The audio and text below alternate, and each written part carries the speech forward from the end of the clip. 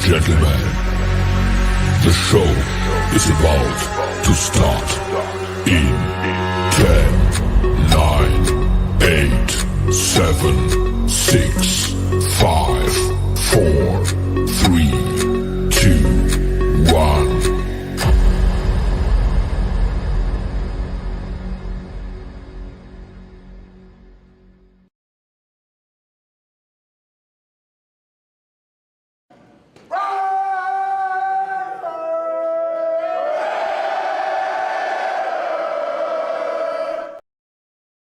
The following program is rated TV MAL. It contains strong language and is intended only for mature audiences.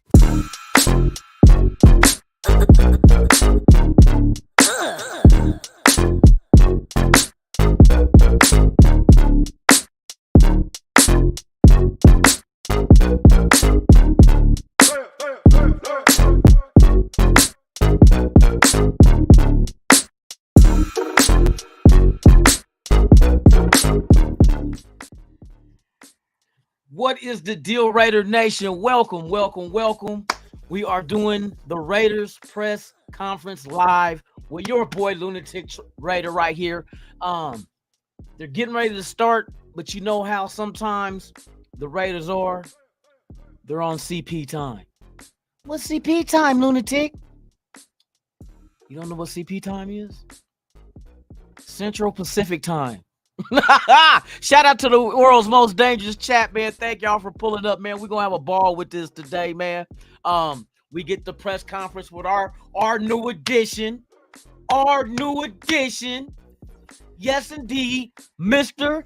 Christian Wilkins. Yes, indeed. And maybe, I don't know if Gardner Minshew is going to be there as well, but we already know who the big fish is that we went out and got.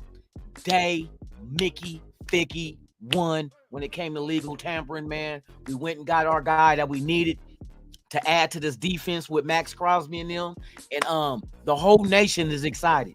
The whole nation is excited for real, for real. Shout out to everybody in the chat, man. Thank y'all for pulling up. Once this thing goes live, we're just going to switch over. We're going to watch it, listen to what's being said, and then we'll come back after that and discuss what we heard, what we liked, which I know there ain't going to be nothing we ain't going to like, but it should hopefully give us more insight to the approach of getting Wilkins on this team, which we all know we needed pressure in the middle. We needed to relieve Max Crosby of all the double teams and whatnot, but we got basically Max Crosby's twin. Same motor, same enthusiasm about the game.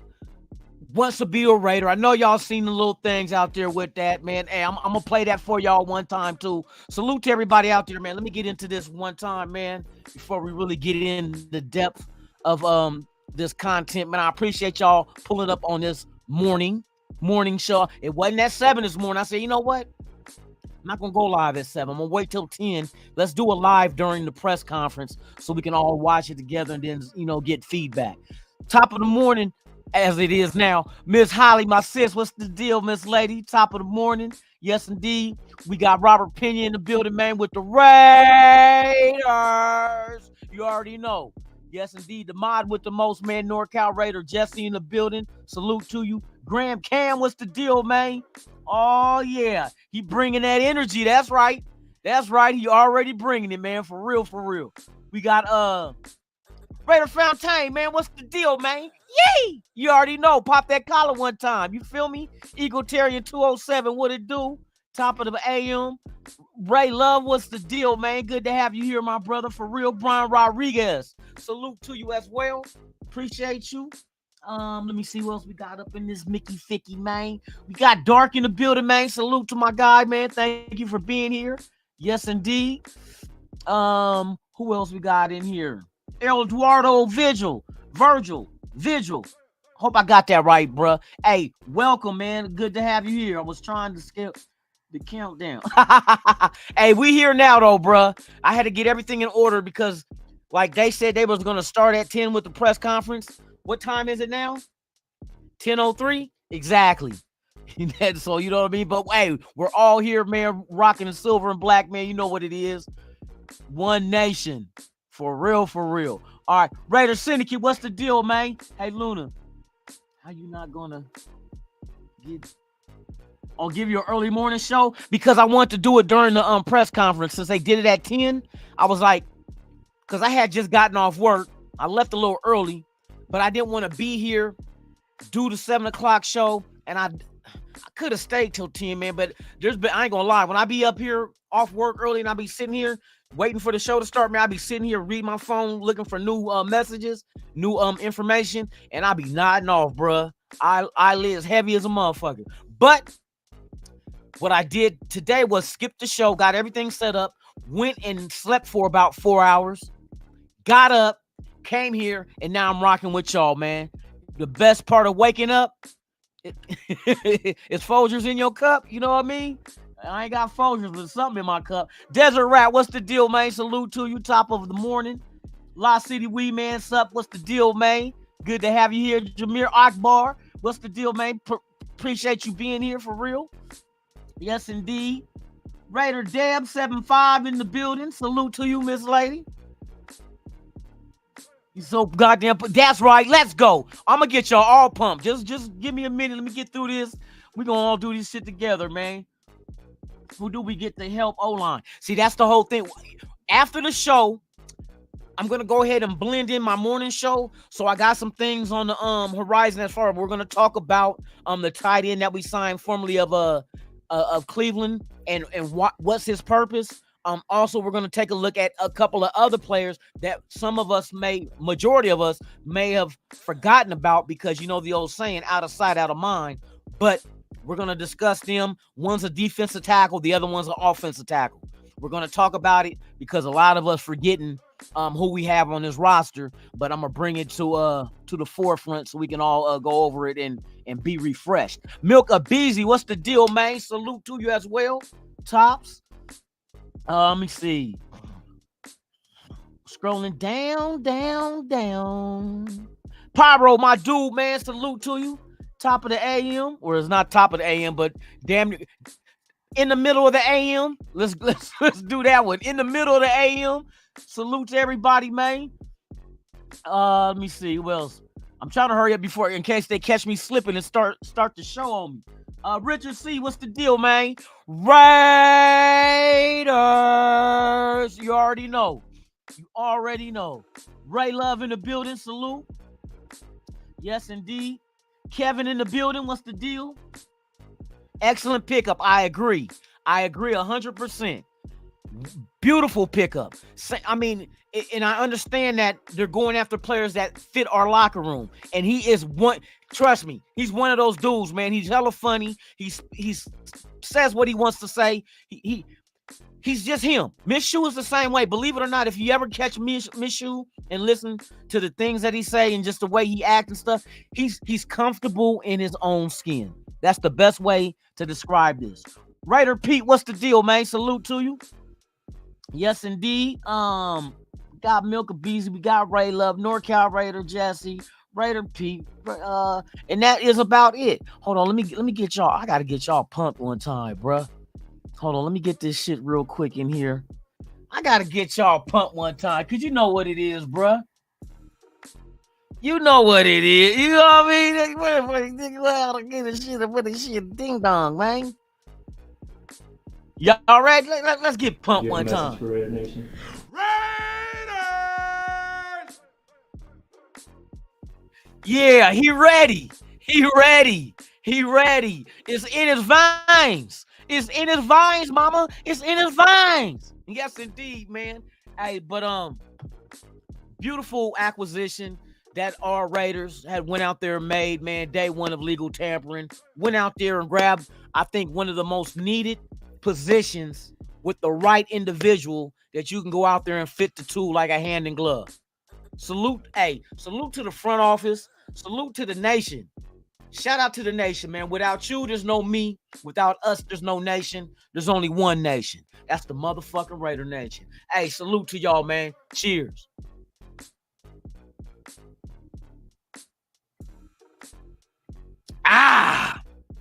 Let's go. Let's get this shit going. You feel me? I'm ready to hear what he got to say, bro. Rod Gas, salute. Tops to you, man. Top in the middle of the afternoon, whatever, in the morning. In the middle of the morning. Between 7 and 12. You feel me? Hey, top of brunch. You feel me? Happy brunch. You feel me? Y'all might be out there with mimosas. You know what I mean? Eggs, Benedict. You feel me? You might even want to go with the bagel, cream cheese, and lox. If some of y'all got an acquired taste for salmon and cream cheese on a bagel, bombest shit ever. I should have made that shit, bro. I got some salmon in my freezer right now.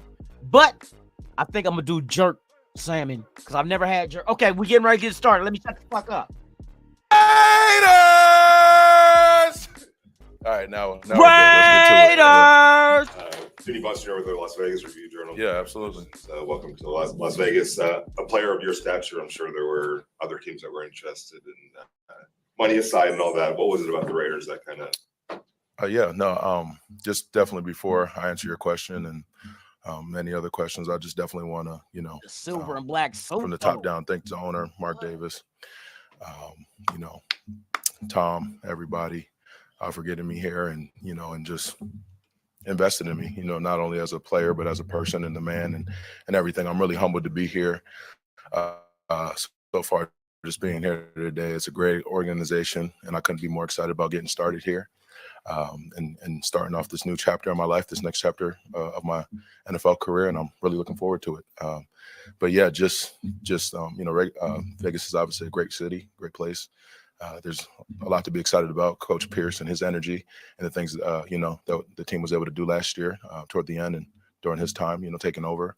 There's a lot of great teammates, a lot of things to be excited about. There's one big reason to definitely want to come here, and that's number 98. He's obviously a heck of a player, and I got a lot of respect for who he is and how he operates and how he plays. And he decided to be his teammate, and a lot of other guys as well. Just even seeing the defense and getting to know those guys, and guys have been around here today, just kind of chopping it up with them too. So I'm just really excited to be here.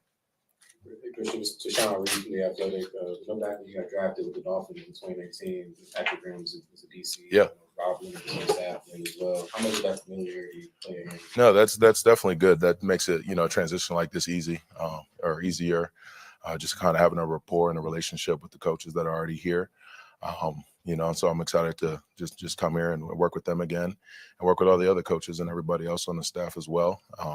So just getting familiar here and getting to know everybody, and just looking forward to building relationships with people here as well.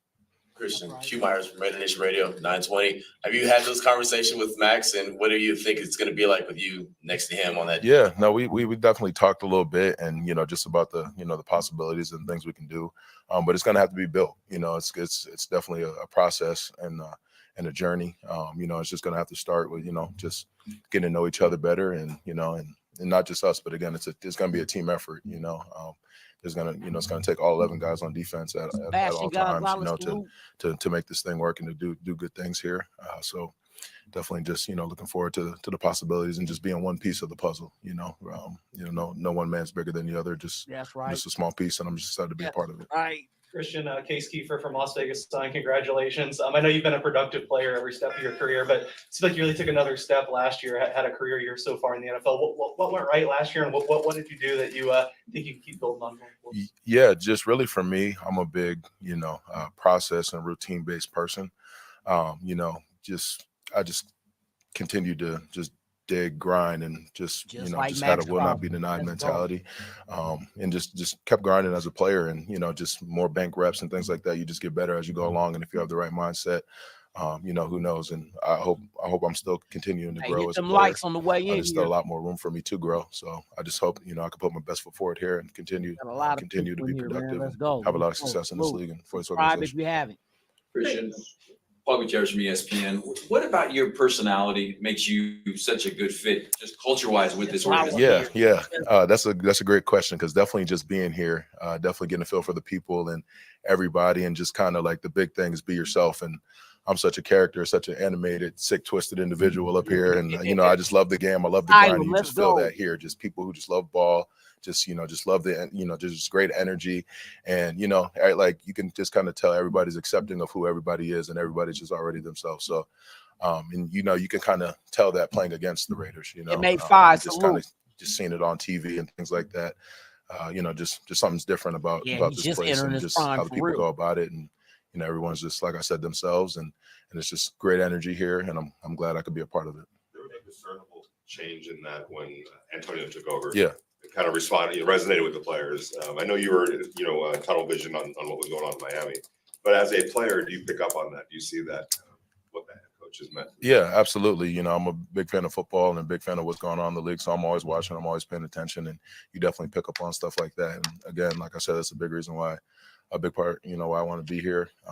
Just that energy, that stuff's important, and and just having the right mindset, having the right people to be able to build things around here the right way, and get to where you want to be. Mentioned your character, and you kind of smiled when you were talking about just what you do and your personality. Yeah. When you're on the field and you're talking a little trash, do you see your opponent getting frustrated and agitated by absolutely. That's a big part of my game, of course, obviously, but it's all fun. It's all just gamesmanship, if you will. But so that's just what it is. It's just, I guess, who I am out there on Sundays. Just flip that switch and get ready to go play ball, have some fun. Christian, What do you think having Max on the edge is just going to create for you? Maybe not as many double teams you'll see as you did in Miami, or what do you think? Well, that's kind of left to be seen, but just the possibilities, there's a lot of possibilities, but like I said, we're going to have to put the work in and build a rapport. That's very important, just to get around the other guys on. Shout out to the 176 watching. The other D linemen. Once again, it's please going to be, subscribe we're if all you working have not, together in this thing. subscribe The if secondary guys, the hit the like linebackers, there's a lot of guys, Hey, on this appreciate it. defense. Real for Obviously real, Max you know? is a big one, but that I'm excited to play with.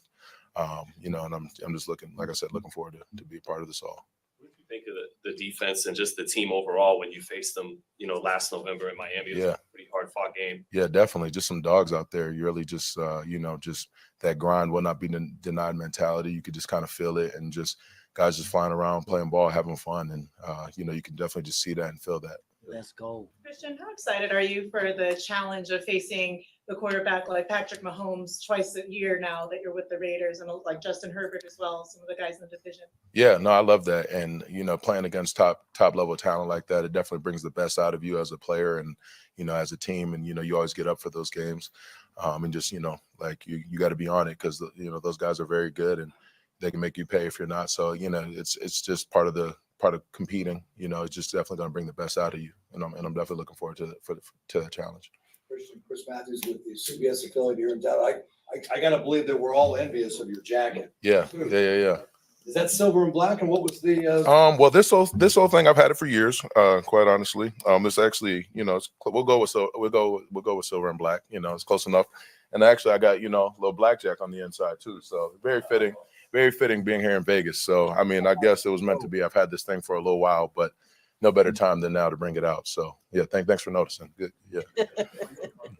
Say that again. Are you a card player? Not too much. Maybe a little here and there or whatever. But I don't do too much playing cards. Maybe like at the cookout or something like that with the family. Play a little spades or something. But I'm not too much of a gambler or a card player or anything like that. You talked about Antonio and what he did around here. I'm curious to compare and contrast him with Mike McDaniel, who seem very different. Yeah. But it does seem like both of them are kind of encouraging of letting guys be themselves. Absolutely. And that's what I was going to say. It's probably the biggest thing I can see is just that, like the player coach mentality, allowing guys to be themselves. It's hard to be the best player you can be if you're not, if you're forced to be in a box or be in a shell or try to conform to, what, certain people want you to be. Just be yourself. That's like a big thing I believe in, to get the best out of your players. Your former first-round picks, the scrutiny that comes with that, the expectations thrust on you when you're a young guy. You have a guy on the defensive line with you here that's going through that, Tyree Wilson. How do you kind of help him to make? No, I'm really excited to get around Tyree, truly, because that's what I want to hear. Just they even about with all to make this going Tyree on, Wilson a monster. About my Max journey, Crosby and him? reflecting back on my path, kind of getting here, and the way it looked for me my rookie year. I didn't think I'd be in this position. I didn't think I'd be in front of you guys, so I'm definitely going to make it a goal of mine to help him out as much as I can, be there for him in any way he needs me, because I know, how difficult it can be, the pressures and all that other stuff, the expectations and all that. So, I'm there for him in any way he needs, because, like I said, I went through all of that. Yes. It was definitely a rough start for your boy. So, but I'm glad to be here. I didn't get down about anything, just kept working, kept grinding. And, I seen him in here today, and that's the first start. Just hear that? You stay seen around, Tyree Wilson in the work, building put your today. head down, keep grinding, They already see where you working. end up. Let's go. Back on 4 years ago or 5 years ago, what was necessary for you to change that so that you are here? Yeah, this guy's got all the questions too. Some of y'all should hop in. He's asking all the questions, but no, just that mentality of just I won't be denied, and just the desire to be great. Just I worked so hard and didn't have much results or much production early, and you just gotta just grind through it, I guess. And I'm not one to speak much on myself. I really don't like to talk about all that, but there's people out there listening and watching, and when things seem rough, you don't know what's at the end. So just keep grinding, keep your head down, and you never know where you end up if you just keep working with passion and a great mindset, and just keep having that love for what you do. You never know where you end up. You were low key one of the breakout stars of Hard Knocks last year. Yeah. Did you feel kind of the increase in your profile and kind of your popularity for people around you? Oh well, No, really, again, like I don't pay too much attention to kind of all that stuff. But definitely there was definitely some more attention, love, recognition, things like that, which I appreciate. But I just try to keep everything just focused on ball, locked in, and not really worry about all that other stuff. But I might have got a little extra. Bashing, fuck the jersey. We need that nugget at scoop. McDonald's or something like that. Someone being nice, hey, you're that guy. We need Something like that. Wilkins But yeah. Christian, what are your thoughts on, the facility, the city of Las Vegas, being in the sports mecca of the world? Yeah, no, good question. I just, you said it. I can't say enough. I'm just excited to be here for so many reasons, and and just put my best foot forward here. This organization too is just so storied, so historic. Right, you're real and I'm just gonna do my best to again just be Perfect a fit part of for moving this organization now I forward. understand what it is. My goal when I'm anywhere is to just to doing. leave it better than I found it. We need more guys like I'm gonna this. do what I can to Hey, try to make Minshew that was another one, believe it or The not. Spanish radio Same broadcast for the kind team. of Played Allegiant Stadium twice already. Yeah. Buenos dias. You played Allegiant Stadium twice already. Raider Nation invaded South Beach last year. What do you know about Raider Nation, and how excited are you playing for them? Yeah, no. So I will say, it's funny. Someone asked me like after the news and everything that I was coming here, like kind of where was my favorite place to play. And I've always said it, and it didn't click until like they asked again, and I was like, I've always loved playing here. The stadium gets crazy. You definitely feel Raider Nation. Raider Nation is real. Raider Nation is alive. And you talk about us. It's just different here. Travel well. Even being in Miami, different you see here. a lot of silver and black everywhere. And New you're just like, tagline, man, new like this, T-shirt you definitely feel it and understand like the history and everything Raider like that. Nation So is again, different can't say here. enough. Just excited to be a part of it all. There in Miami 5 years. How good is your Spanish? I know un poquito, a little some. I grew up around a lot of Dominicanos and stuff like that. So I know a little Spanish and stuff, so just enough to mess around and navigate a little bit, but not fluent, but I know a little something. Yeah. Some former teammates in this building in the past. Would you talk with them about the culture, about the swag, the Raider swag, what went down? Will we talk about the culture in Spanish or just? No. No, I'm just talking. But no, I would, and that definitely just like talking to some of the guys that've been here before, just that just even in conversation years ago, before I even knew this was going to be a possibility for me. You just kind of hear the great things that guys were saying and just about the fan base, the Raider Nation, the organization, all that stuff. I'm just like, oh, that's cool. That's what's up. I'm glad, you get to experience that. And, when this became an option for me, that stuff kind of resonated and you kind of recall that stuff that guys were saying and how guys felt about being here. So you're like, okay, yeah, like that's definitely a place. Those likes up when we at 38. 39. Play with that sick, twisted energy or whatever. Yeah, damn, I did say that, huh? Yeah. Where did that come from? Was that the first time you stepped on a field as a young kid? Coming into your own? Or? Yeah, I would kind of say just like growing up, that's kind of just, just how I played. Just had to compete. I got a big family, 8 brothers and sisters, and you just had to find something about you, just to be heard and just to be felt. I don't know. That's always just been a way I can compete it, and just always makes the game more fun. So, Christian, can you talk a little bit about?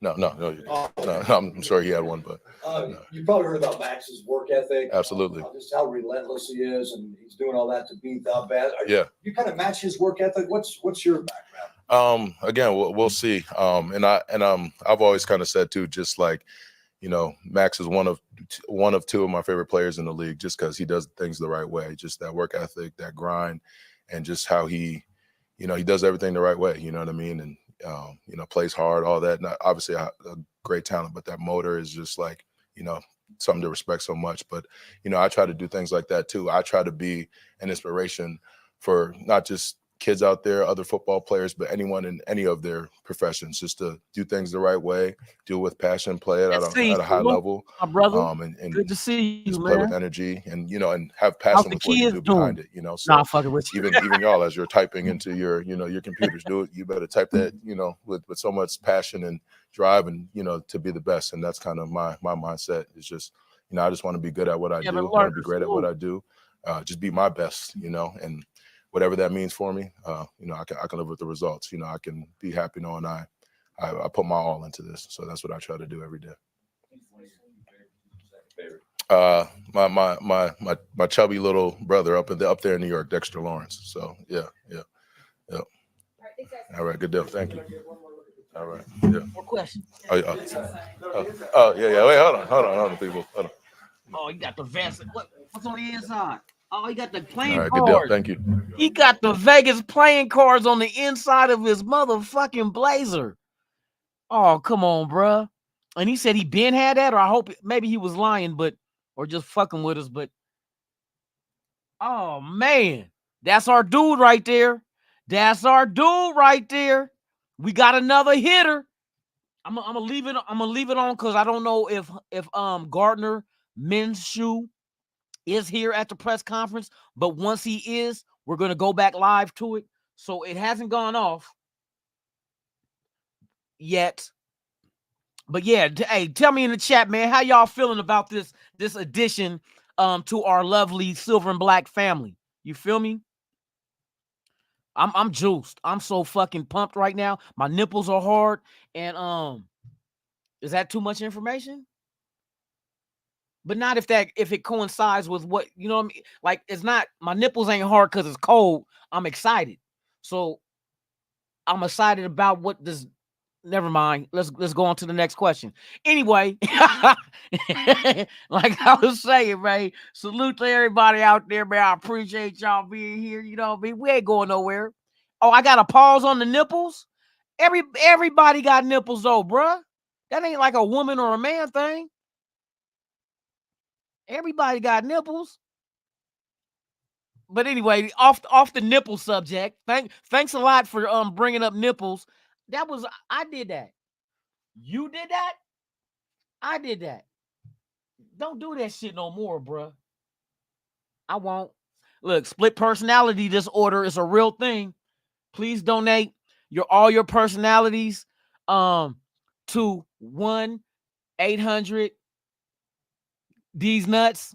Nah, but hey, I'm truly excited right now. I got a little humor in here, man. I'm excited. I'm damn excited that we added a perfect fit. I mean, how often, and a lot of you guys can contest to this, how often for the past couple of decades have we drafted people or signed people that we thought was going to come in and help us and they didn't fit? They didn't fit. Way more disastrous outcomes than successful ones. Facts. You know what I mean? And right now, the way I'm feeling right now is we finally got it right. We finally got it right. Shout out to the 210 watching, man. Salute to y'all. Please subscribe if you have not done so. If you have, hit the like button. Leave a comment, share the video. It's all good, man. We live and direct right now. I'm waiting to see if Gardner Minshew is the second interviewee coming up. Right now, there's nothing going on the channel. Their channel is still on and everything. But once it comes live, we're gonna go back to it and check out what Minshew has to say. Hopefully, he's gonna be there and speak to the people. And the people being us. Salute to everybody out there in the chat, man. I appreciate y'all, man. I hope y'all enjoying yourselves this Thursday morning. Hope you guys got your little breakfast and brunch jumping off. You feel me? Let me see. Yeah, man, I'm juiced. I'm juiced. I'm juiced as F-U-C-K. You feel me? Let me you know what I want to do? Let me I'm gonna ask you guys a question in the chat. To those that's on Instagram, man, a salute to y'all. If you would like to correspond with us in the chat, please come over to the YouTube channel. That's Raiders Allegiance. Raiders Allegiance on YouTube. If you have not been here, same as the name on the channel in Instagram. Come on over here. Y'all can partake in the chat. I'm about to post up a poll right now in the chat. And I'm asking a question, which I don't think nobody even asked this question, but you know what I mean? Hey, it's always good to be first doing something rather than picking your nose and sucking your thumb. So with that being said, let me go ahead and get into this real quick. Where you at? Where you at? Okay. We're going to pose a question in the chat to the nation. I'm really curious. Bam. Okay, hold on. We're getting to the chat right now. Let's do it. Shout out to Raider Trey. Is that Raider Trav? Raider Trav? Just subscribe, man. I appreciate you, man. You the real Oh, here we go. God dang it. I'm fucking up. Oh yeah, Chili Las Vegas. Happy to be here. Not his personality. He fits our It's locker room always too. nice and He's pleasant kinda off. inside, which is Like me. something we're looking forward to. But yeah. Your expectations, for yourself. Yeah. Man, I always have kind of two goals for myself everywhere I go is to get better and have fun. So I look forward to getting here, working really hard, and to enjoy it and to enjoy being around these people. Seems like there's such a great energy in this building. All the guys are super into it, and just look forward to being a part of it. A certain way about the Raiders. Do you feel like that way is kind of your way? I think so, man. I love, one of the first things I saw coming in here is be you, be yourself and have the confidence to do that. Let's I think go. it's huge, man. I think when you have that confidence, I you wonder can how play many a lot blunts better you and smoked before you went have up a to the lot more fun. podium. Gardner, Q Myers from Raider Nation Radio 920. Someone's going to ask you, so have you had the little ass boy conversation with Max? Little ass boy? Yeah, sure enough. Saw him. He's a big ass boy is what he is. God dang. He a big ass boy. Nah, man, you, he it's fits this awesome. shit, bruh. Those are guys, not as much fun to play against, but if they're on your team, absolutely love it, man. Excited to be with him, Christian, some of the best, shit talkers I've been around in the NFL. To have them on our side to practice against them every day, it's just going to make me better. I'm super excited about it. Pretty good response in the mic up too. How long did it take you to come over that? Oh, no, I mean, I was just talking on the bench, I guess. You said they encourage you to be He's a you. big ass Have boy. you ever not been you? It feels like you've always just been Big you. ass boy. No, I think that's something you kind of figure Let's out along the fucking way, go. kind of growing Hey, that Justin, confidence. hey, And for I real. think certain people that you're around you, can hey, help we got the bring right that out one. of you. And it seems like that's a culture here that's well established. And the Raider excited to be a part of Asylum, bro. Lunatic, come on, bro. That's us. You don't fit in nowhere. We fit in where we get in. You feel me? Yeah, I think you kind of have to learn how to learn, learn which ways you pick it up best. I think at this point in my career, bounced around in college, bounced around a little bit in the NFL. So feel very confident in the ability to learn offense, pick it up. And that's one of the things I'm really excited to just dive into. What was it about the situation? I guess the quarterback room situation here is fairly unsettled. Like, what was it when you saw this situation that made you want to come All be a we part need of is it? Jaden Daniels. Yeah, no, I'm always looking for opportunities. Hey, we're going gonna to talk about and this Jaden is a great Daniels one after here. this too. I got some Excited inside to get in and information. compete with a team that I feel like has a chance to be really good. Played them at the end of the year last year, felt some of that momentum, some of that energy that was building. And anytime you have a chance to compete and win, that's all you can really look forward to. Gardner, Paul Gutierrez here from ESPN. Has anybody brought up the fact yet that not only are you 2-0 against the Raiders in your career, but you've also closed out Oakland? Oh, sure enough. I haven't forgot it. That's for sure. Not had a couple people talk about it. One of the coolest games of my life. QB to ever last win game in at Oakland. Oakland Coliseum. Go figure. Putting a lot of sad faces on the home fans there. But yeah. Remember about that day, just that vibe, that atmosphere, that feeling. Oh, it was unbelievable how it went from here to touchdown with 30 seconds left to here. And everybody's mad at John Gruden now. But no, it was amazing, man. You feel the passion of the fan base, people that really care about it. You feel the tradition. And that's something I'm excited to be on the other side of now. Talk a little bit to broadcast when you played the Raiders in week 17 last year, you're studying the defense. Now that you're here, you're looking at the offense. What do you see on the weapons that you're going to have at your disposal? Yeah, no, I got some dudes here, man. Got receivers, already meeting some guys in there. Offensive line looks good. Excited just to get to work. I think we all just got to get on the same page. That's kind of the name of the game. I got a new offense. Shout out to the 224 watching. But excited to get in there. Subscribe and hit that like if you have not done so. Appreciate you. What would you say is your style of leadership at quarterback? Shoot, man, I just try to bring it every day. I try to set the tone with how I work, and set the tone with the energy that I bring. I think that's the way you got to lead. You got to lead from the front. And I wouldn't ask anybody to do anything I wouldn't be willing to do myself. That's right. Raiders are getting you at the peak, the real prime of your career now at 27.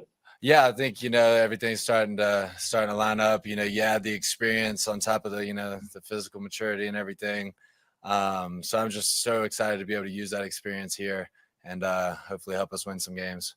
They got Aiden here who played a lot of games last year. There's like speculation they could move up in the draft. Did you discuss that at all with the team? Was that outlined at all? Like what the plan is going to be for your 2 years here? And yeah. It's going to be competitive. I think they're going to try to put together the best quarterback room they can. There's no promises being made. I don't want any guarantees. I just want a chance, and I'm excited for the chance I have here. How would you describe your opportunity last year when it looked like the rookie Anthony Richardson was going to be the guy, and then he went down early and you had to carry the load the rest of the season, and you were able to adjust and handle it?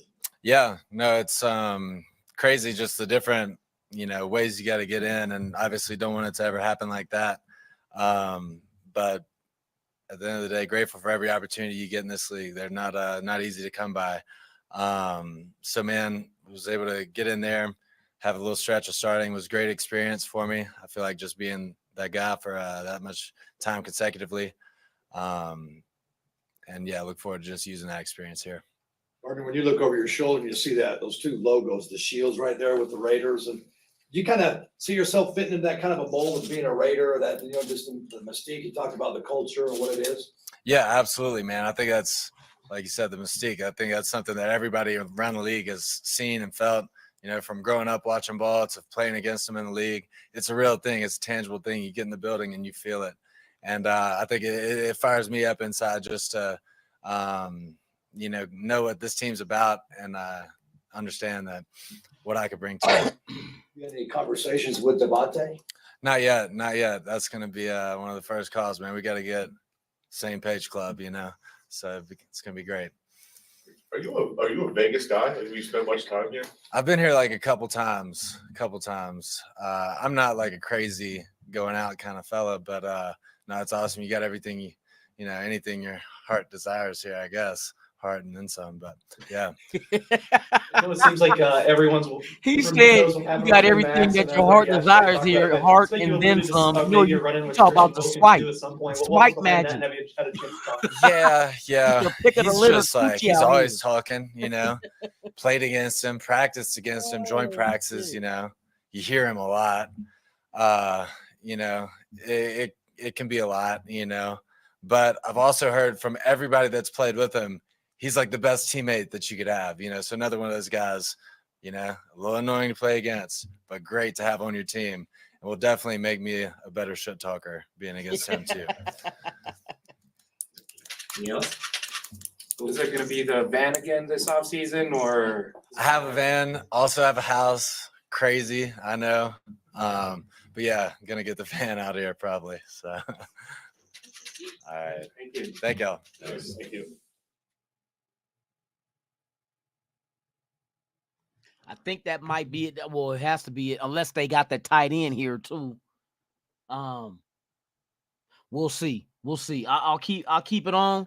Hey, salute to everybody watching, man. We got 231 people watching. Please subscribe to the channel. Smash that like button if you have not done so. Leave a comment if you wish to tell us your thoughts and feelings about the new additions of Gardner Minshew, as well as the big fish that we got. Okay, that's it.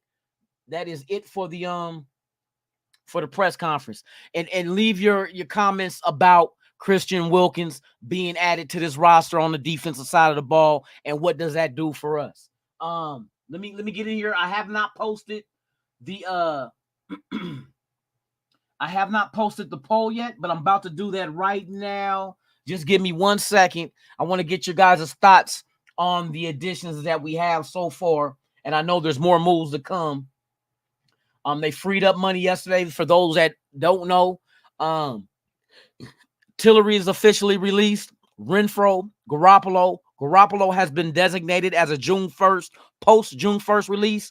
So instead of 11.25, I think it is, it becomes 20. What was it? 20 something million, him alone, but that does not become available till after June 1st. So right now we got the money we're dealing with. I'm gonna go look at the cap as well to give you guys updates on that. I think there's a little bit more cap space than others are reporting, because you got to remember the cap did jump up. What was it? 30.4 million more dollars it went up. So and it only is added on the new league year, which happened yesterday. So I'm going to look into it myself to make sure that's all accounted for. Let me get into this chat real quick one time. And let's get this poll going. I want to get your guys' thoughts and ideas about what's going on with our team. Are we going in the right direction and so forth? So let me do this.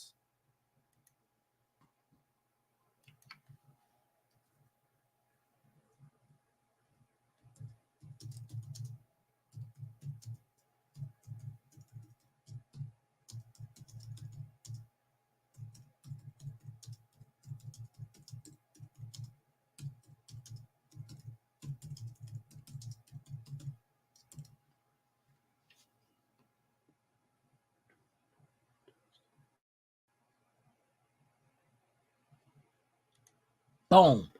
Poll, let me see what you guys got to say, man. What y'all think? Do the new additions to the roster add to the win total this season so far? Does it make us? And my opinion is it does.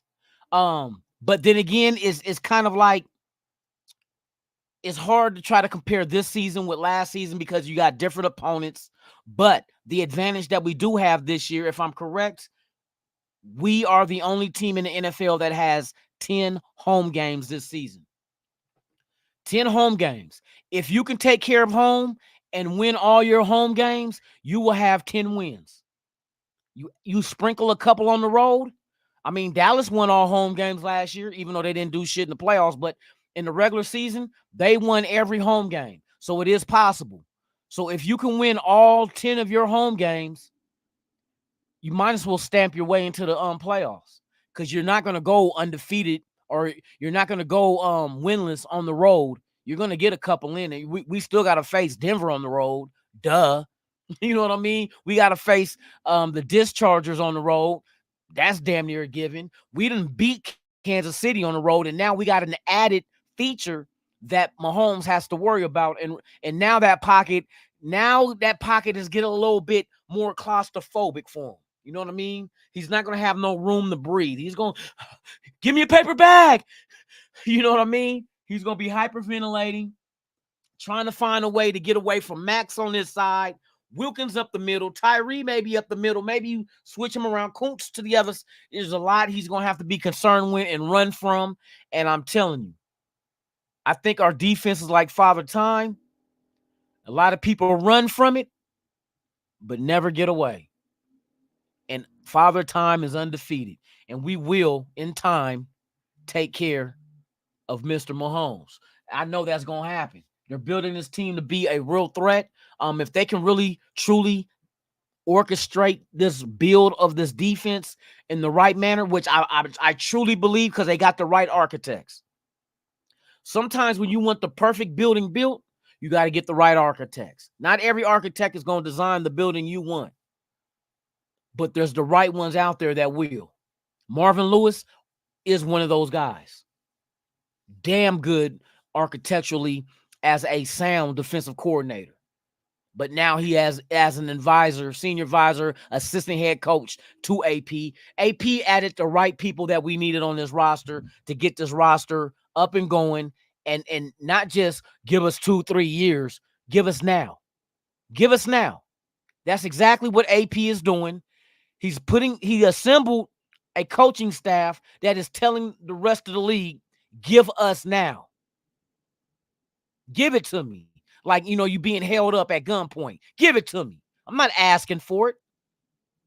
I'm telling you, give it to me. And that's exactly the mentality this team will have. Wilkins added to this defense is just another solid addition at a position of need. We still have the draft to go. Free agency just started, so it's a long ways to go in free agency before we can just give up and say, oh, ain't nothing else happening. No, something else is going to happen, bro.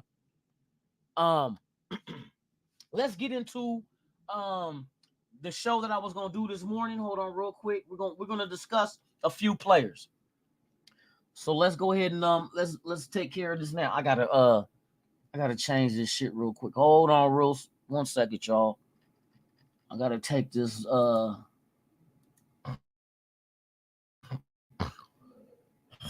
I'm juiced. I'm hella juiced, man. Yeah, I think I might have. You know what? Like I told y'all, we are on the pace of going for 2,000 subscribers. Once we hit 2,000, I will be doing a jersey giveaway to all only subscribe. You must be subscribed to the channel and hit that notification bell so you'll know when you'll get more information about the jersey giveaway. I'm giving away 2 jerseys to 2 lucky Raider Nation members. And you get to choose the name on the jersey, the number, the home or away color, as well as the size. Lunatic got you. Lunatic got you. It's going to be similar to the jersey I got on. This is a custom I have. I always got to rock the 52. I was born at 5:20 p.m. The Lunatic custom. This is stitched. Everything is stitched, high quality. You know what I mean? Your Nike jersey. So I will be doing a giveaway once we hit 2,000. Last time I checked, we are at 1,554 subscribers. Let me check where we're at right now. Since we've been doing the show, we got over 200 people watching now. Please subscribe to the channel if you have not done so. To be entered into the drawing, you must be a subscriber. Once we hit 2,000, I'll give you all the information of when it's going down, and we'll all be there together. You know what I mean? To do the draw. You feel me? So let me see where we stand at now as far as the subscribers go. Yada. Shout out to the Raider fans worldwide. You know what I mean? We're not a punk ass empire. We're not a weak ass kingdom. We are a motherfucking nation. Hey, believe that. It's a difference. It's a difference. Like the Pledge of Allegiance say, one nation under God. That means nobody is above the Raider Nation but God. In case y'all have never had that broken down to you, nobody is above the nation but God. One nation under God, but above all else. Let's go. All right, let me get this shit going, man. See exactly where our total count is right now with the subscribers on the channel. Oh man, I went to the wrong. Oh, boom. There we go. Right now we are at 1,560. We're 440 away from 2,000. But hey, we've been gathering steam these last few days. I mean, we've been really, like I said, it's 1,560 now. It was 1,554 when I started this show. Yes, 1,554. I know 6, but we'll take it as it comes.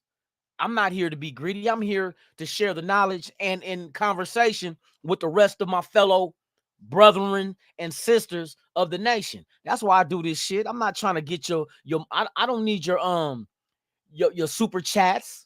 You know what I mean? That's not what I'm here for. Now, if you would like to donate to the channel, that's at your discretion, and I would highly appreciate that if you did so, because that allows me to update certain electronical equipment. That allows me to, since I'm here based in Vegas, I can go to the Allegiant Stadium. I can go to Henderson, to the training facility. There's and different events they got going on out here, because there's a lot of Raider stuff to do. What I plan on doing this summer is I'm gonna do a special about all the places that you can go to watch the game if you don't go to the game, but you're out here in Vegas. You know what I mean? I know the cost of tickets are up there.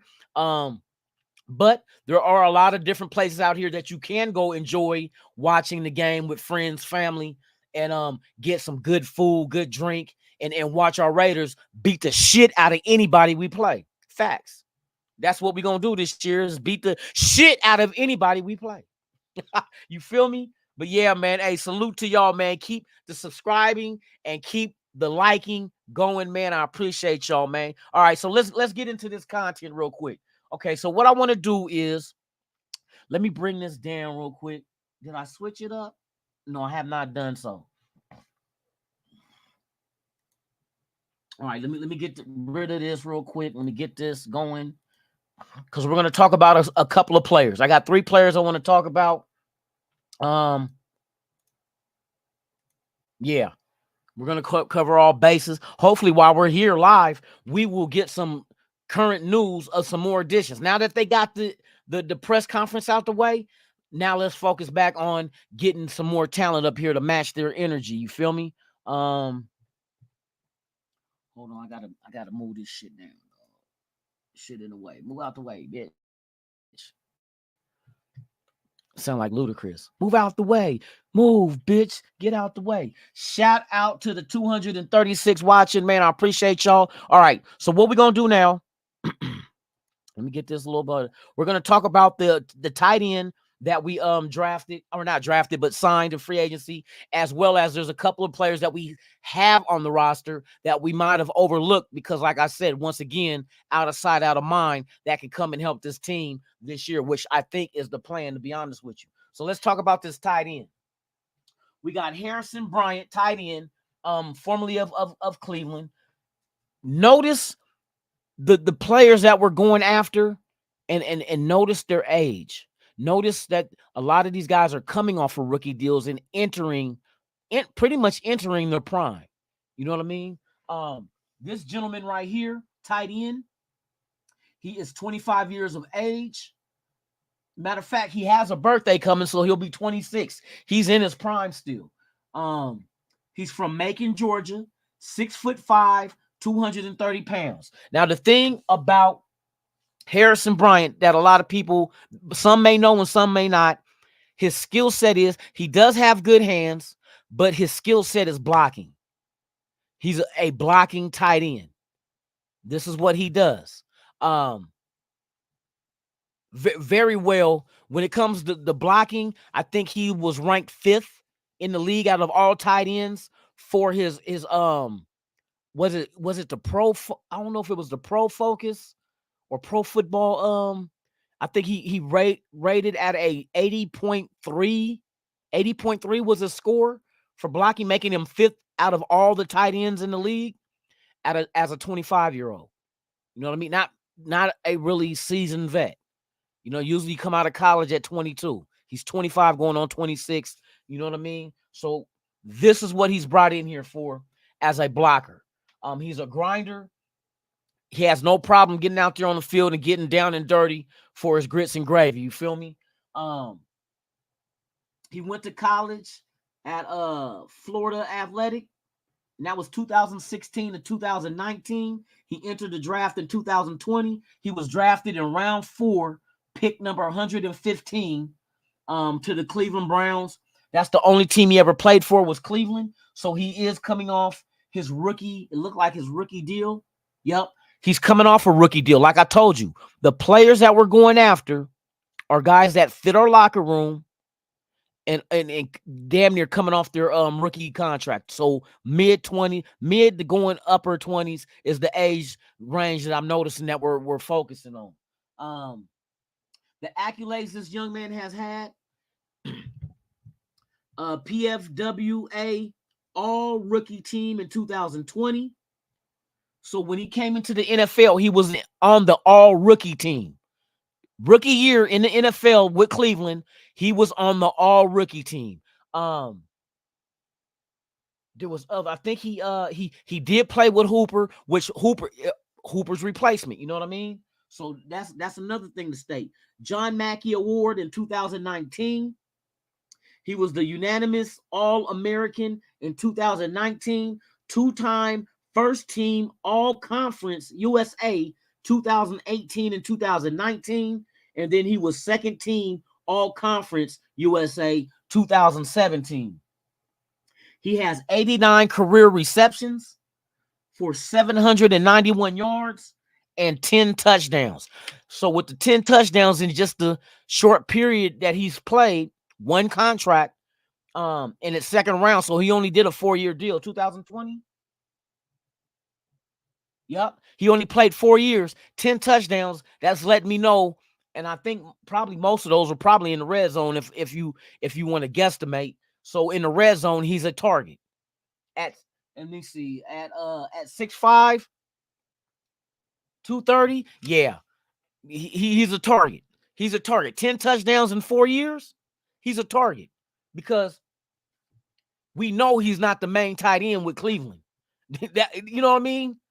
He's not the main number one tight end. So him not to be the number one tight end and got 10 touchdowns in a 4-year career, that means he might not get a lot of targets, but the targets he get, it sounds like he's sure-handed and he pulls them in for touchdowns. So he can be very useful as a blocking tight end. We do need that. We do have Michael Mayer, as well as I think Horsted might be a free agent if I remember right.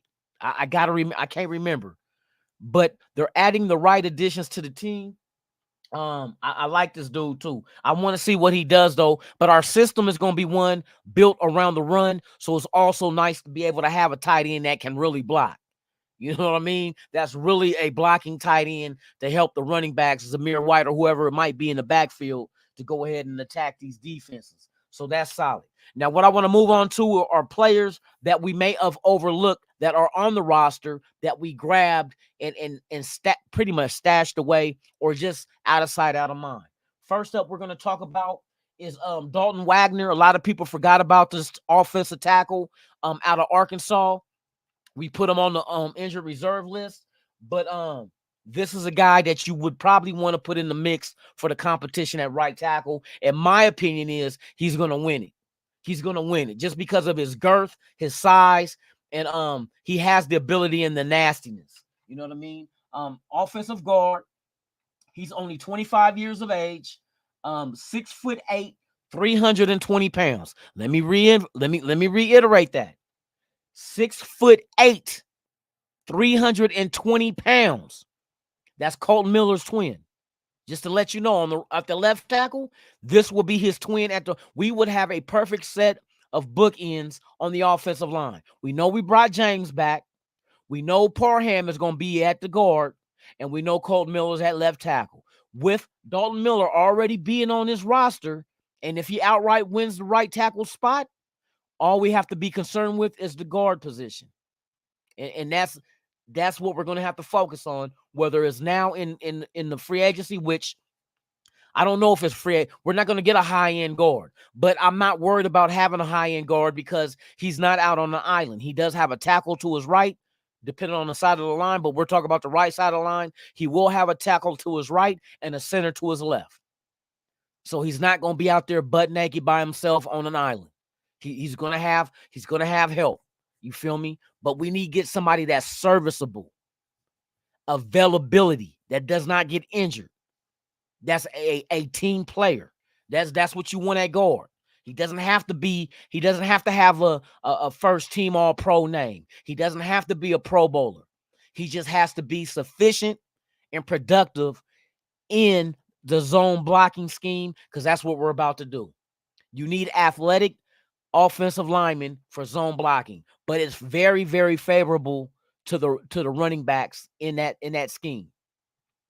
So with that being said, man, we go out there on the hunt, and we will get one. I mean, whether it's in the draft or free agency, there will be a guard that we go out there and get. That I have no doubt in my mind that is a target.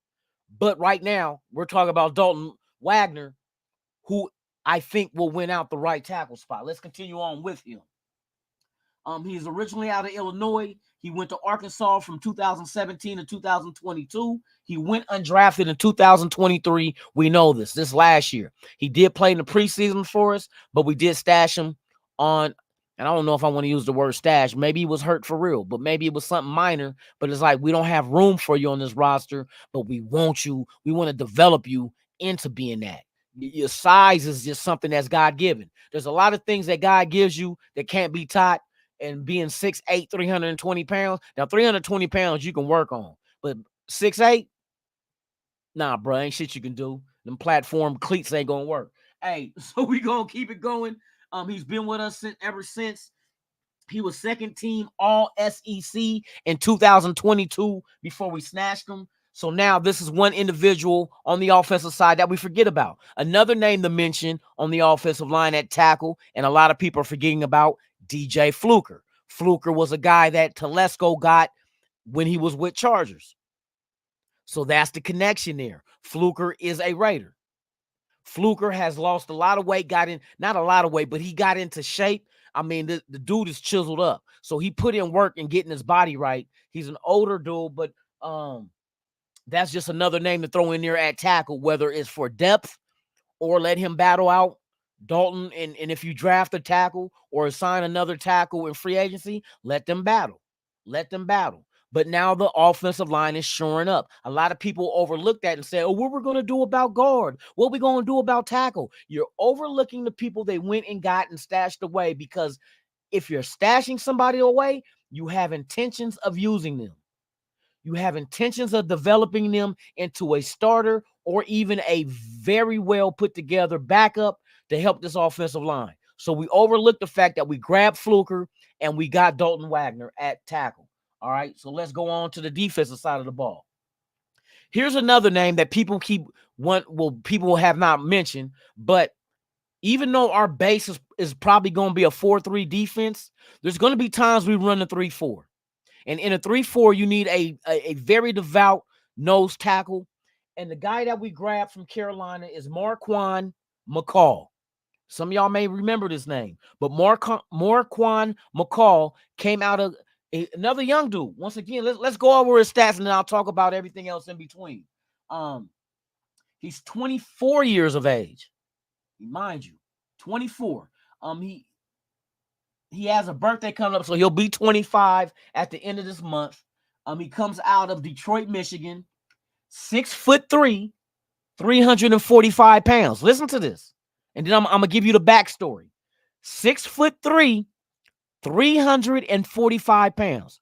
Now, let me tell you what kind of individual this is before I go further. 345 pounds of what this young man is at. He was 380 pounds, 379 to be exact. And he was very athletic, very mobile at that size, at damn near pushing 400 pounds. It didn't slow him down. Period. It did not slow him down. But now that he has put in work for his body, he goes from 379 to 345. You see what I'm saying? Like, he put in the work to get lighter by 30 pounds. 30 pounds he dropped. How much more agile and athletic do you think he is now?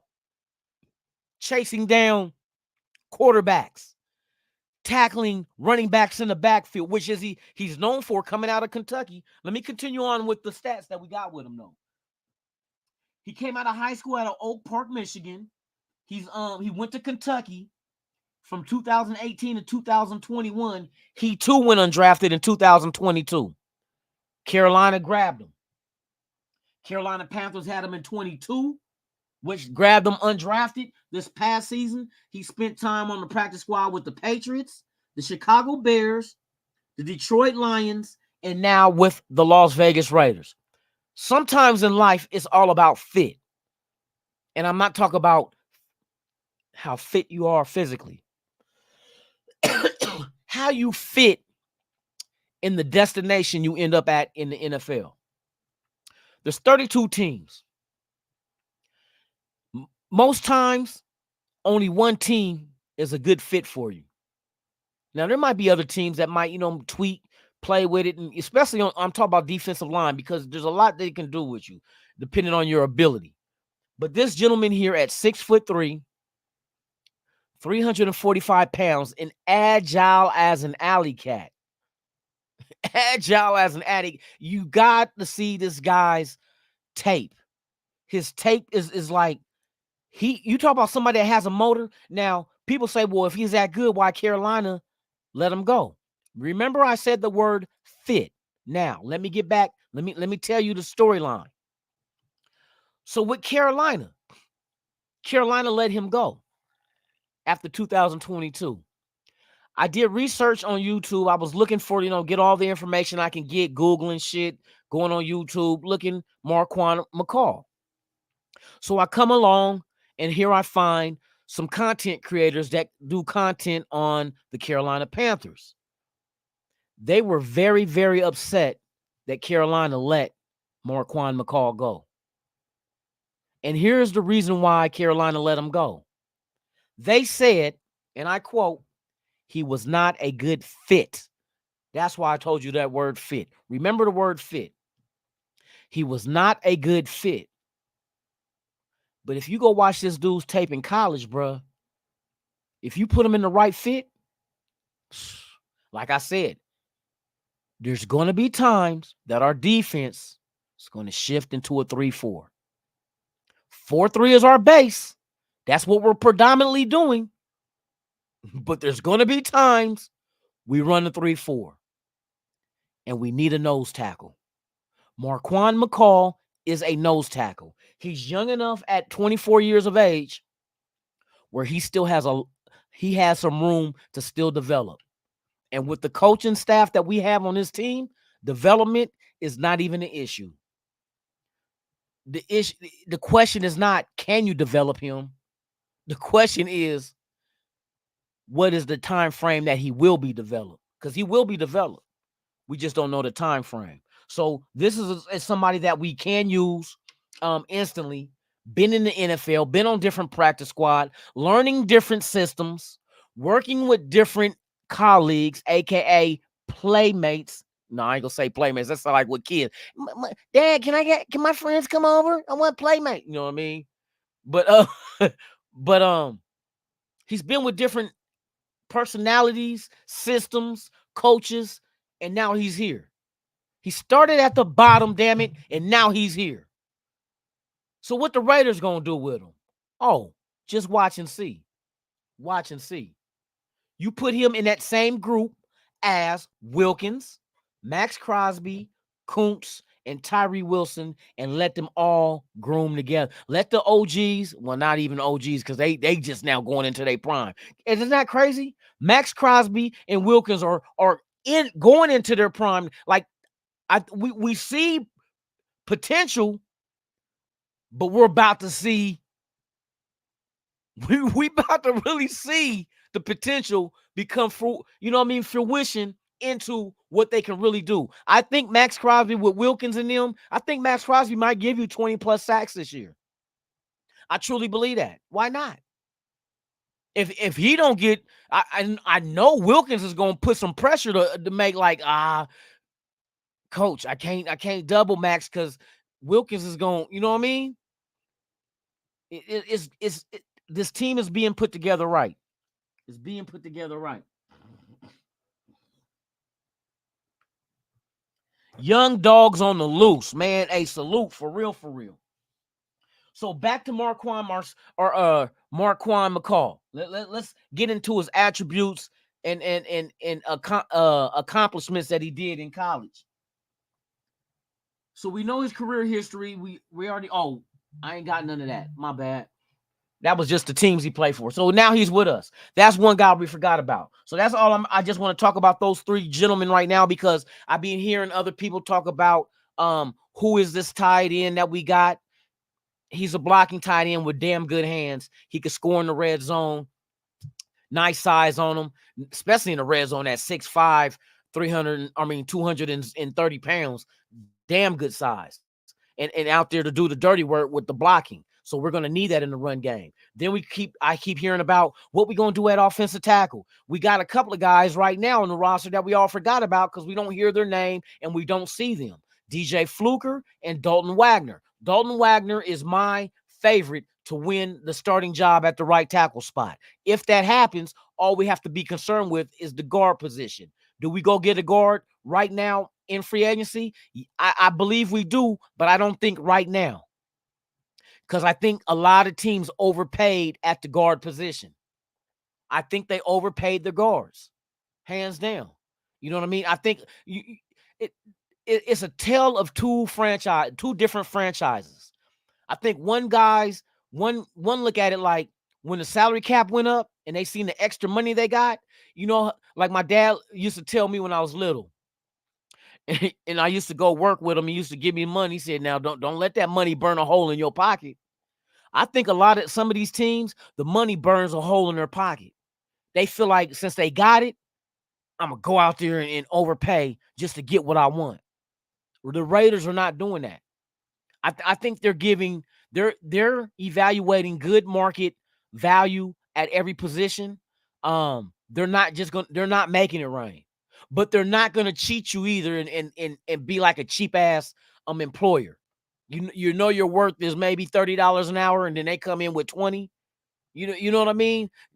We're not doing that, but at the same time, we're not gonna overpay for you. We're gonna offer you what the market says is your value. That's why I think Josh Jacobs left, because Josh Jacobs got a ridiculous amount of money that who else is getting that?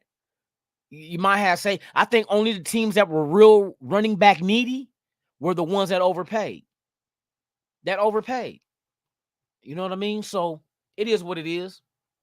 So I think the guard market in free agency is something that we have to let settle. Let it settle down. Let the prices come to their value now. We want to pay for value. You know what I mean? It's like you're not going to pay Bentley prices for a motherfucking Maxima. Nissan Maxima. You know what I mean? Come on, bro. That just because you got it don't mean you got to spend it on that bullshit. You know what I mean? You don't have to, but some teams they get money. They've been against the cap and neck against the ceiling and shit. They can't breathe. And so once they get some relief, somebody, oh shit, I got 2 inches. Are we about to like a motherfucker getting they tax refunds and they go to the strip club? Fuck that shit. I ain't going to no motherfucking strip club with my tax returns. I'm trying to figure out how the fuck I'm gonna flip this motherfucking return to double it, triple it, and quadruple it. I'm not trying to give it away to a broad that, bitch, you an Instagram model, whatever the fuck that is. You know what I mean? Motherfuckers be making up shit. Fuck that. I'm not doing that. I'm flipping my shit and making it fucking work for me. And that's how the Raiders are. I'm gonna spend what the value of what I'm buying is equal to. Nothing more, nothing less. So long as they keep that state of mind, our cap situation is going to be just fine. There's nothing to worry about. Nothing at all. If we need a little bit more cash because there's more names out there that we feel fit our environment and what we're trying to do, hey, Devontae, we want to restructure you. See, maybe back in Oakland, Mark Davis was cash strapped. You know what I mean? But not in here in Vegas. Oh no, he's swimming in the dough. He's swimming in it. So to restructure a contract and convert it into a signing bonus, that means you got to have the cash to give him right there. Devontae, we're gonna convert this money, signing bonus. Max Crosby, we're gonna convert this money, signing bonus. Oh shit, we got 80 million under the cap. But just because you got 80 million don't mean you go out there and buy a $79 million car. You dig? You see where I'm going with this? Just because you got 80 million don't mean you go buy a $79 million car that could do the same thing that a $20 million car can. It's going to get you from point A to point B, the same distance. The distance ain't going to get wider. It ain't going to get closer. It's the same distance. Now, it might be a little bit more comfortable in the $79 million car, but to be in a $79 million car and you only got $1 million in your pocket, I'd rather take the $20 million car and have $70 million in my pocket. That's the difference of being rich and being wealthy. And the way the Raiders are operating, we're operating as a wealthy organization. Wealthy. Look at Mark Davis. Mark Davis got billions. His value is billions. The team is like $6 billion. His worth is like $3 billion. Look at his. He still got the fucking same haircut. We know he can afford a better hairstylist. You know what I mean? We know he can afford a better hairstylist. But guess what? The wealthy don't give a fuck what you think.